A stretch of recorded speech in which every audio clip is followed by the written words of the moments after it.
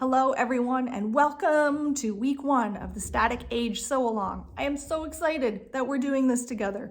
We're going to spend the next 7 weeks together building this super fun and cute quilt, and it's going to be pretty straightforward. Every week I will be posting a different video tutorial for you to watch, take you through each step, and we'll get it done together in the next 7 weeks. This week, we're just focusing on fabric, which is kind of the most fun part, at least I think it is, but it can also be the most daunting part to commit to fabrics for a quilt.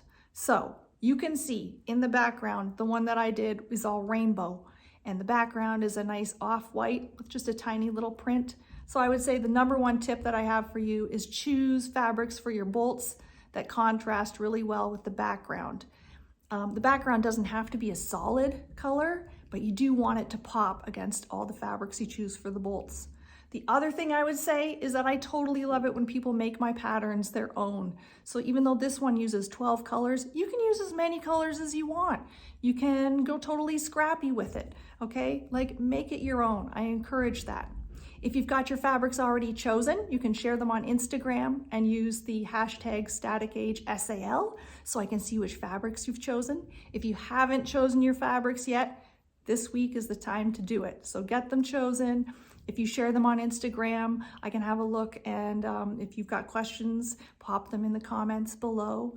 If you would like to just buy a kit, kits are awesome. There are a number of shops who have kits available. I list them in the post down below, okay? So have a look, maybe buy a kit, let someone else curate it for you. It's not cheating at all, okay? It's a really great way to kickstart a new project.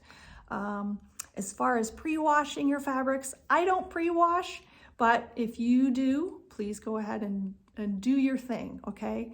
Also, if you are using a linen or like a cotton linen blend, like the Robert Kaufman Essex, that does shrink. So I do recommend pre-washing anything that's got linen in it. As far as our tools go, they will be listed down here in the post, but just basic quilting tools. We need some rulers. We need a really nice, good, sharp rotary cutter. We'll want to have some pins for when we do the stitch and flips. We need to have a nice thread in our machine for piecing. I like to use Wonderfil's Deco Bob. It's an 80 weight thread.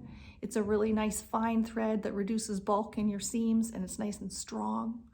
And then the optional tools like Flatter by Soak Wash, or like a starch, maybe even a clapper for those of you who like to really press those seams nice and flat, but those are optional tools. And then I think that's it, really. Oh, here's another optional tool, are these block lock rulers. So block lock rulers are really great for trimming up your half square triangles. They are an investment, but sometimes you can find them on sale in different shops. And people recommended these to me for years. And I was like, yeah. And then I finally did buy them, and they really are great rulers. So block lock are really handy for trimming HSTs. I think they also do different size rulers for like flying geese and whatnot. Yeah, I do love them, and they're great for this project because there are a lot of half square triangles that we'll be trimming, okay? But not a necessary purchase either, okay? So don't break the bank. I think that's it. I'm going to show you a little video tour now of quiltink.com.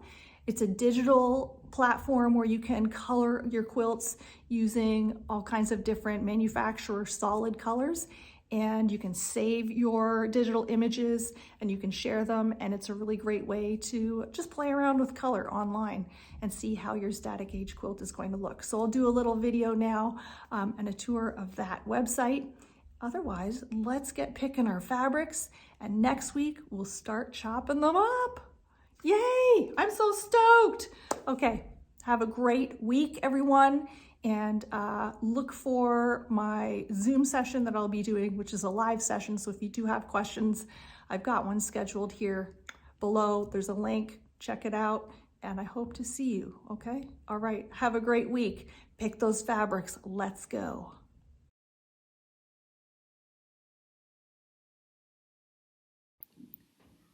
I just want to give you a quick little tour of quiltink.com because on here you can find the Static Age pattern and you can play around with digitally coloring it and saving it and printing it out. And it's a really fun way to quickly see how your colors look.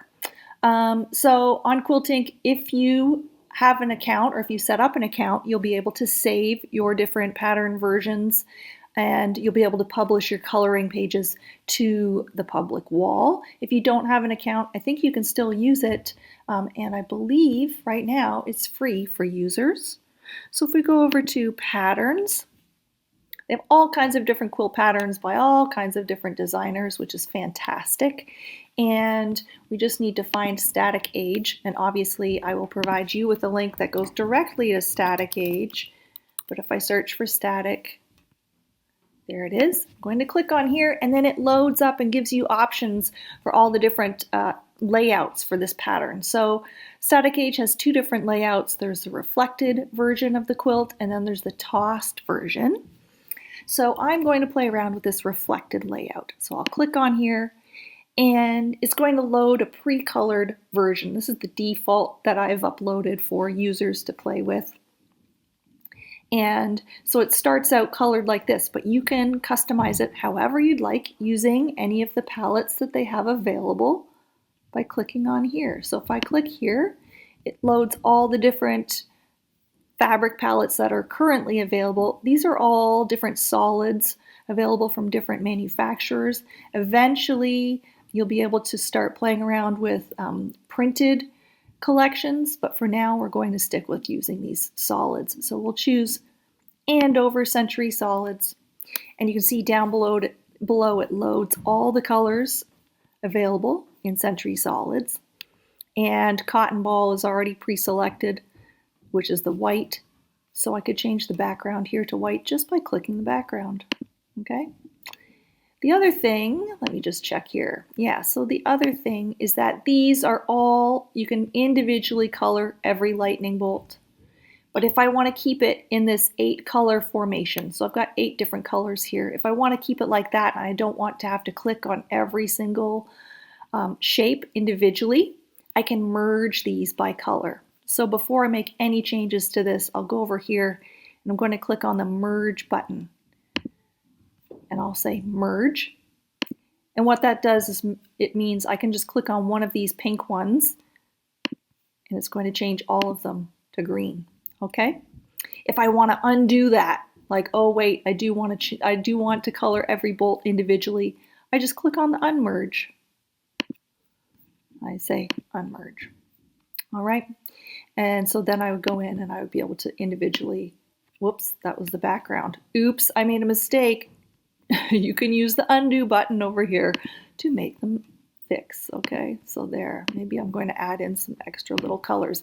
Anyway, so you click on all these, you can individually color in all your blocks, and I'm just randomly picking some colors here just for fun.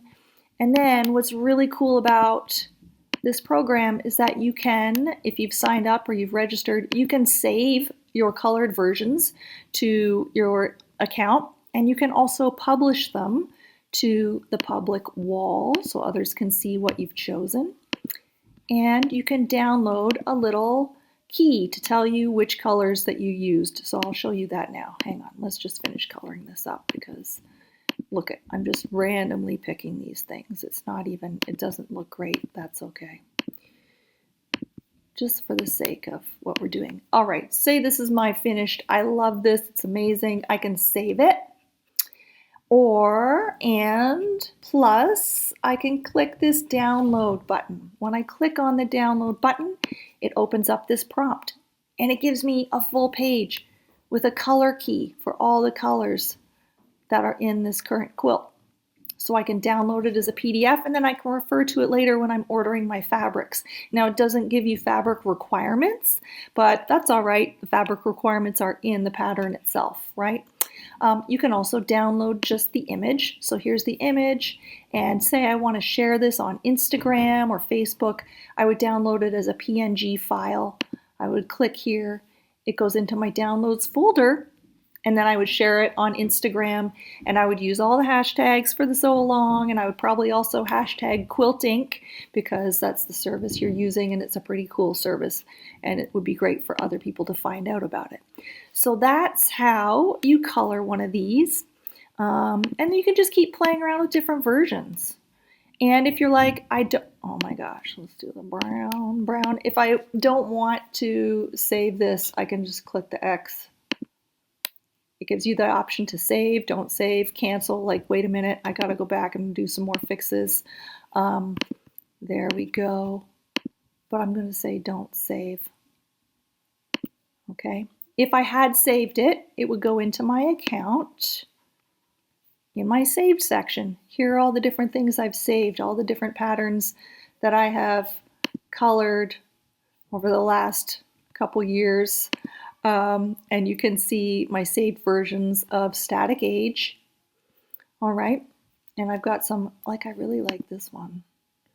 It's pretty cool, just a nice neutral version. I've got some really fun options in here. And so these would go into your saved folder, and they would also get published to the wall for other people to see. Okay, and then you can, if you like it, you're like, hey, I like that one. Star.